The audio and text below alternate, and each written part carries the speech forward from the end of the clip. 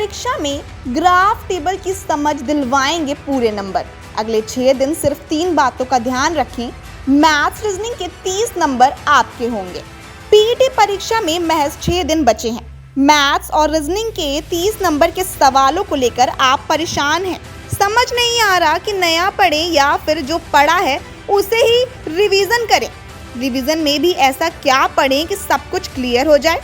आपकी इस तमाम कंफ्यूजन को दूर करने के लिए अटल टीवी द्वारा हमने विषय विशेषज्ञों से बात करके मैथ्स और रीजनिंग के सवालों के जवाब जानेंगे। कैसे हल करना है, किन बातों का ध्यान देना है, 25 नंबर के लिए कितने मिनट लगाने हैं। कुल मिलाकर आपके मन में चल रहे सभी सवालों के जवाब यहाँ हैं। बेसिक फंडा और टाइम मैनेजमेंट तय तो सक्सेस पक्की। पीईटी को लेकर मोनिका कहती हैं, यह परीक्षा तीसरी बार हो रही है। मैंने पिछले 2 साल जो देखा उससे यही समझ आता है कि अगर बेसिक क्लियर हो तो नंबर लाने में कोई दिक्कत नहीं होती। इसके अलावा टाइम मैनेजमेंट सबसे ज़रूरी है।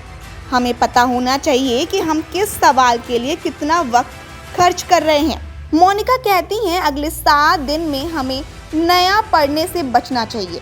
इस दौरान रिवीजन ही एकमात्र लक्ष्य होना चाहिए। 100% नंबर के लिए 3 चीज़ों का ख्याल रखना होगा।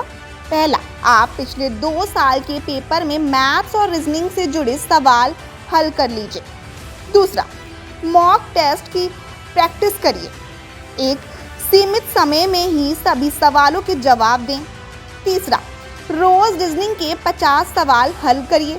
शॉर्ट ट्रिक्स को ध्यान से समझिए। हमने पूछा, जिनकी मैथ्स ठीक है उनके तो ठीक नंबर आ जाते हैं, लेकिन जो इससे हमेशा भागते रहे वो क्या करें। मोनिका बताती हैं, अरिथमेटिक्स मैथ से सिर्फ 5 सवाल ही आएंगे। अगर आपको लगता है कि इसमें आप कुछ ज़्यादा ही कमज़ोर हैं तो फिर इसे छोड़ दीजिए। आप ग्राफ और टेबल इंटरप्रिटेशन की तरफ मूव कर लीजिए। यहाँ दोनों से ही 10-10 नंबर को सवाल आएंगे। थोड़ा सा फोकस और खूब सारी प्रैक्टिस के बाद आप यहाँ पूरे 20 नंबर हासिल कर सकेंगे। अरिथमेटिक्स, टेबल इंटरप्रिटेशन और ग्राफ से कुल 25 नंबर के सवाल पूछे जाएंगे। आप अरिथमेटिक्स के 5 सवालों के लिए अधिकतम 10 मिनट लगा सकते हैं। इसके बाद ग्राफ वाले सेशन के लिए 12-13 मिनट और टेबल इंटरप्रिटेशन के लिए इतना ही वक्त देना होगा।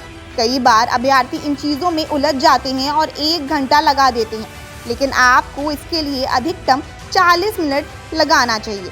इसलिए प्रैक्टिस ज़रूरी है। लगातार प्रैक्टिस होगी तो वक्त कम लगेगा। मोनिका कहती हैं कि पढ़ाई के लिए एनसीईआरटी की ही किताबों का सहारा लें। 10वीं तक की बुक पढ़ें। नेगेटिव मार्किंग भी है।